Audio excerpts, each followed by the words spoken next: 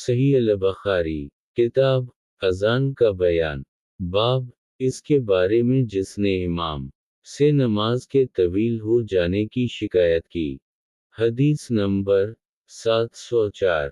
ترجمہ محمد بن یوسف، سفیان، اسماعیل بن ابی خالد، قیس بن ابی حازم، ابو مسعود روایت کرتے ہیں کہ ایک مرتبہ ایک شخص نے آ کر کہا کہ یا رسول اللہ صلی اللہ علیہ وسلم، میں نماز فجر سے رہ جاتا ہوں کیونکہ نماز میں فلاں شخص طول دیتا ہے۔ پس رسول اللہ صلی اللہ علیہ وسلم غضبناک ہوئے کہ میں نے آپ کو اس دن سے زیادہ غصہ آتے ہوئے کسی نصیحت کے وقت نہیں دیکھا۔ اس کے بعد آپ نے فرمایا کہ لوگوں، تم میں سے کچھ لوگ آدمیوں کو عبادت سے متنفر کرتے ہیں، تو جو شخص لوگوں کا امام ہے اس کو تخفیف کرنا چاہیے، کیونکہ اس کے پیچھے کمزور اور بوڑھے اور صاحب حاجت سبھی ہوتے ہیں۔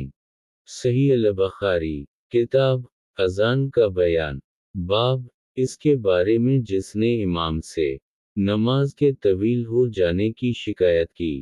حدیث نمبر 705۔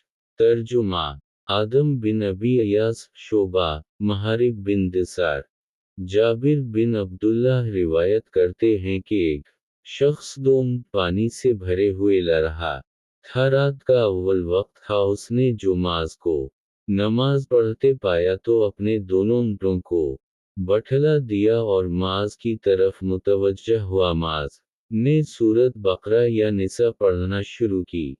سو وہ شخص نیت توڑ کر چلا گیا۔ پھر اس کو یہ خبر پہنچی کہ ماذ اس سے رنجیدہ ہیں، لہٰذا وہ نبی کریم صلی اللہ علیہ وسلم کے پاس آیا اور آپ سے ماذ کی شکایت کی، تو نبی کریم صلی اللہ علیہ وسلم نے 3 مرتبہ فرمایا، اے ماذ، تو فتنہ برپا کرنے والا ہے، اگر ایسا نہیں ہے تو نے سبح سوم رب کلاؤلا اور والشمس وضحیہا اور واللیل اذا یغشا کے ساتھ نماز کیوں نہ پڑھ لی؟ کیونکہ تیرے پیچھے بوڑھے اور کمزور اور صاحب حاجت سبھی طرح کے لوگ نماز پڑھتے ہیں۔ اور امرو اور عبید اللہ بن مقسم اور ابو الزبیر نے جابر سے روایت کی کہ ماذ نے عشاء میں سورۃ بقرہ پڑھی تھی، اور عامش نے محارب سے اسی کی مطابقت میں روایت کی۔